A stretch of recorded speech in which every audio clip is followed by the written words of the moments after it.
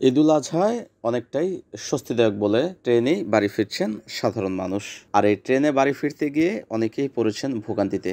নারায়ণগঞ্জের চাষাড়া রেল স্টেশনে ট্রেনে উপচে পড়া ভিড়, ভিতরে তিল ধারণের ঠাঁই নেই। তবে অনেকেই জায়গা করে নিয়েছেন ছাদে। ট্রেনের ছাদে অনেকটাই ঝুঁকি জেনেও অনেকেই ট্রেনে ভ্রমণ করছেন। আর এতে ট্রেনের ভেতরে যেমন তিল ধারণের ঠাঁই নেই, ট্রেনের ছাদেও পরিপূর্ণ হয়ে গেছে। তবে অনেকটাই জীবনের ঝুঁকি নিয়ে নারীর টানে বাড়ি ফিরছেন ঈদযাত্রায় ঘরমুখ মানুষ।